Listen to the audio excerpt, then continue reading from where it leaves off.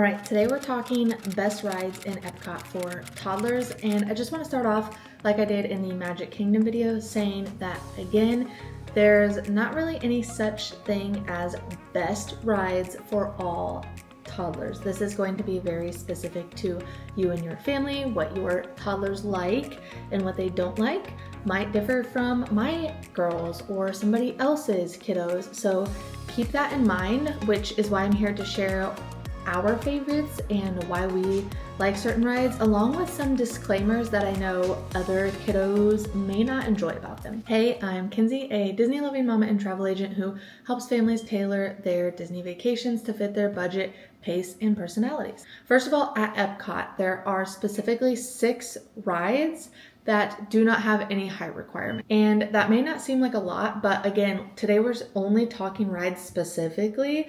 So that doesn't include some of the shorter height requirements. These are all that have no height requirement.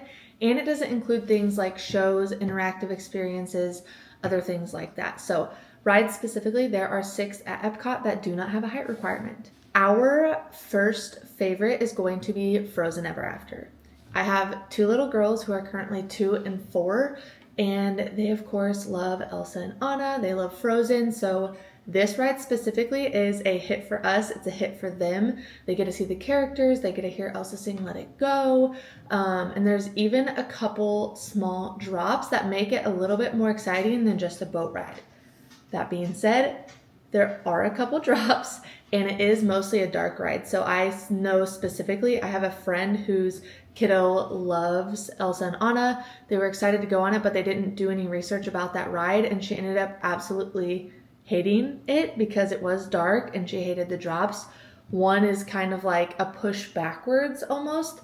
So I would just suggest, if you are worried your little one may not like that, to check out a ride video before you get on that. Or if your little one has done something similar, then maybe that's not going to be an issue. Also, this ride recently got updated animatronics, so it should be even better now. I'm actually really excited to see this the next time we go. Our next favorite is the Seas with Nemo and Friends. I mean, who doesn't love Finding Nemo?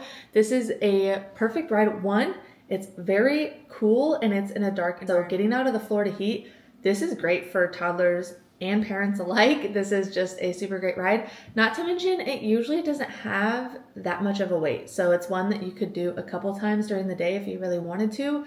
But it's really just going through it's not exactly to the movie, but you are finding Nemo, and it has most of the characters in it. It has Bruce the shark, it has Crush the turtle, and Squirt. It's got a little area with him there. All the fish friends, Dory, his dad. So it's just really fun to see all the characters from the movie for the little ones. And then it's just a slow ride through, so it's nothing crazy for the toddlers. Again, it is a little dark, but there's enough going on that it's never like pitch black.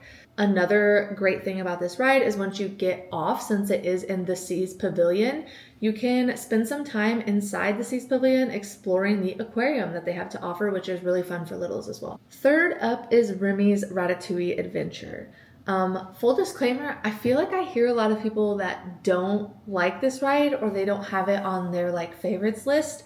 We specifically are a Ratatouille family. Like, there was a time where Brighton just watched Ratatouille almost every single night. We love that movie. It's like a comfort movie for us, so we really enjoy this ride. It is a no height requirement ride, and I think it's really fun for the kiddos. Like, a lot of the no height requirement rides are just slow boat rides for the most part, and this one kind of takes you along with Remy and just has some really fun experiences that make it a little bit more exciting for that toddler-aged kiddo.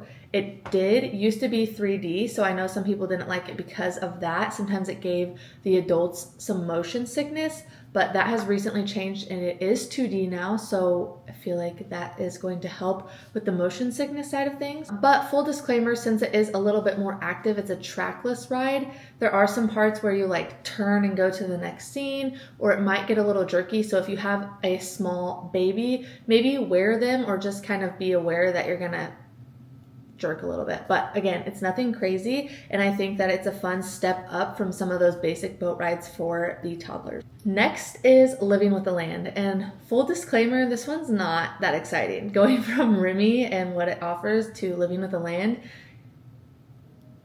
I don't know, maybe you wouldn't like this one, but I enjoy it and my girls have enjoyed it. It's a long boat ride and it goes through, basically it's going to show and talk through some of the plants, some of the fruit they grow, some of the veggies they grow. It's going to take you through like a fish tank type, whatever.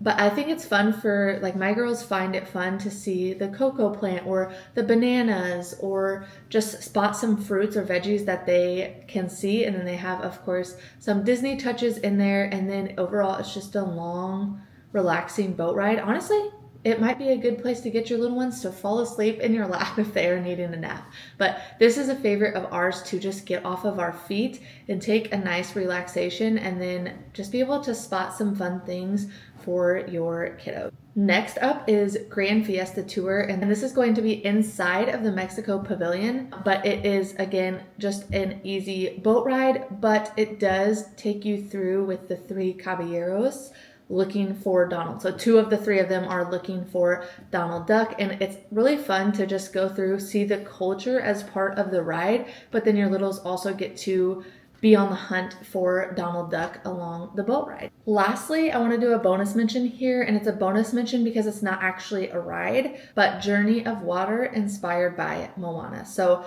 not only is there a Moana meet and greet outside of Journey of Water, so it's a fun spot for your littles to be able to meet and take photos, get signatures from Moana specifically, but it's an interactive, like, water experience. They can go through, they can interact with some of those water exhibits. It's really, really fun and unique.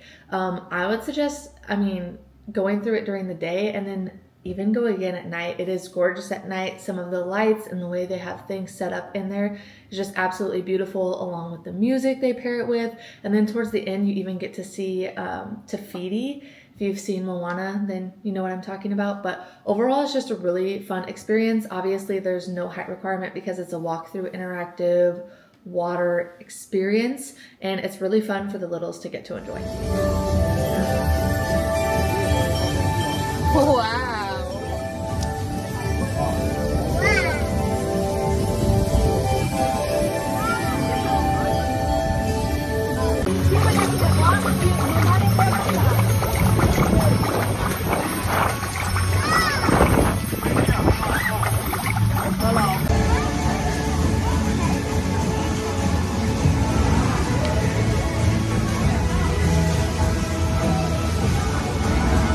To reemphasize that there is no best rides for toddlers, for all toddlers, I should say, as each family, each kiddo is going to differ, but these are some of our favorites and some that I like to suggest for my families that I work with. Like I said, I do help a lot of families decide what's best for them, what's best for their kiddos, based on what they like, how they react to rides, etc. So if you're interested in some extra help with that, just a reminder that my travel services are complimentary, and I will leave my link below for when you're ready to get started. Until next time, keep chasing the moments that make your family's magic.